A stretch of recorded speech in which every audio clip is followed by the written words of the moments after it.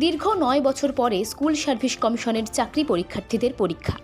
রাজ্যের বিভিন্ন স্কুলের পাশাপাশি পূর্ব মেদিনীপুর জেলার তমলুকের কুলবেড়া ভীমদেব আদর্শ বিদ্যাপীঠ স্কুলে এসএসসি পরীক্ষার কেন্দ্র করা হয়েছে। এসএসসি বিধি অনুযায়ী পরীক্ষা কেন্দ্রে ঢোকার শেষ সময় বেলা 11:45। এছাড়াও প্রশ্ন ফাঁস রুখতে কমিশন একাধিক কড়া ব্যবস্থাও নিয়েছে। এই পরীক্ষা কেন্দ্র থেকে 700 জন পরীক্ষার্থী পরীক্ষা দিচ্ছে।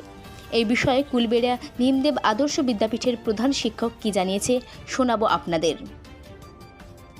খুব আনন্দের খবর, বেকার ছাত্রছাত্রীদের কাছে, বেকার ছেলেমেয়েদের কাছে খুব আনন্দের দিন আজকে, যে দীর্ঘ 9 বছর পরে এসএসসি পরীক্ষা হচ্ছে। তারা স্কুল সার্ভিস পরীক্ষার মাধ্যম দিয়ে তারা স্কুলে টিচার হবে। এটা খুব গর্বের বিষয়। বহু স্কুলে ভ্যাকেন্সি আছে, টিচার পাচ্ছে না, সেই অভাব পূরণ হবে, এটা ভালো লাগছে। আপনাদের স্কুলে সেন্টার কতজন পরীক্ষা দিচ্ছে বা? আমাদের সেন্টারে এবারে 700 জন পরীক্ষার্থী আছে।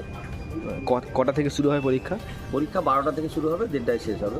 আর যারা প্রতিবন্ধী ক্যান্ডিডেট আছে, ভিএইচ ক্যান্ডিডেট, তাদের জন্য আরও আধ ঘন্টা, অর্থাৎ 2টায় শেষ হবে। কখন থেকে ঢোকানো হচ্ছে স্কুলের অঙ্গনে? আমাদের টাইম আছে 11টা থেকে ঢোকানো, কিন্তু তার আগে একটু ঢোকাতে হবে, নাহলে এখন স্টুডেন্টকে ফিক্সিং করা সম্ভব হবে না। আপনার নাম, পরিচয়? আমার নাম রবীন্দ্রনাথ বেরা, প্রধান শিক্ষক, কুলবেড়িয়া ভীমদেব আদর্শ বিদ্যালয়।